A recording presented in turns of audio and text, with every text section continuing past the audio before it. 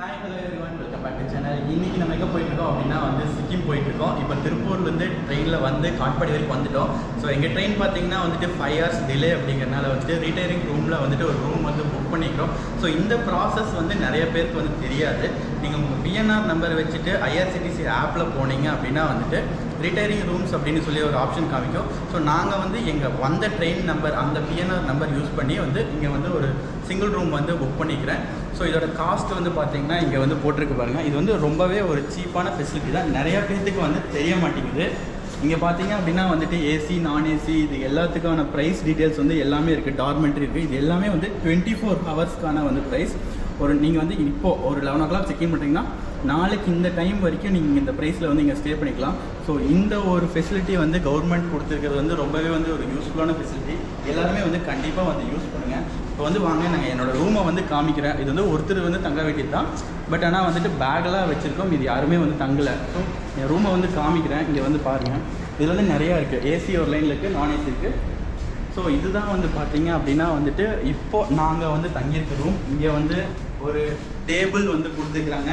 அதுக்கப்புறம் ஒரு bed space நல்லா நீட் அண்ட் க்ளீனாக இருக்குது. இப்போ எங்களோட திங்ஸ் எல்லாம் இருக்கிறதுனால கொஞ்சம் இப்படி இருக்குது.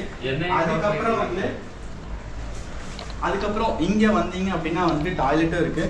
ஸோ நம்ம நார்மலாக ரயில்வே ஸ்டேஷன்லாம் என்ன நினைப்போம் அப்படின்னா டாய்லெட்லாம் க்ளீனாக இருக்காது அப்படிங்கிற மாதிரி நினைப்போம். பட் ஆனால் இங்கே எல்லாமே பார்த்தீங்க அப்படின்னா நல்லா இருக்குது. ஒரு ஆசம் வியூவும் இங்கேருந்து பார்த்தோம்னா இருக்குது.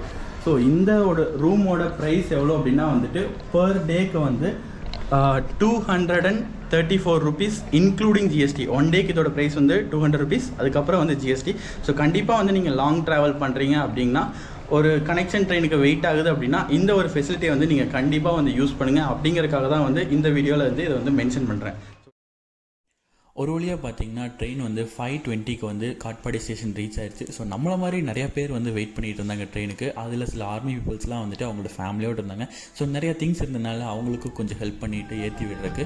அதுக்கப்புறம் நாங்களும் ட்ரெயின் ஏறிட்டோம். ட்ரெயினில் ஏறினதுலேருந்து செம்ம ஃபன்னு தாங்க. ஸ்பீக்கரில் பாட்டை போட்டுக்கிட்டு ஜாலியாக டான்ஸ் பண்ணிவிட்டு வைப் பண்ணிகிட்டு இருந்தோம். ஸோ ஃபஸ்ட்டு டே ரொம்பவே ஜாலியாக போச்சு. ட்ரெயினுக்குள்ளே பார்த்தீங்கன்னா நிறைய பேர் இந்தியன் ஆர்மிலேருந்து வந்திருந்தாங்க.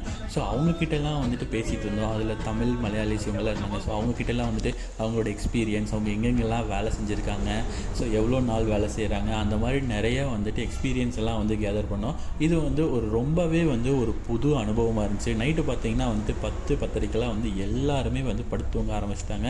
ஸோ நம்மளும் இனிமேல் படுத்து தூங்க வேண்டிய டைம் வந்துருச்சு. நாளைக்கு டே 2லேருந்து கண்டினியூ பண்ணுறேன்.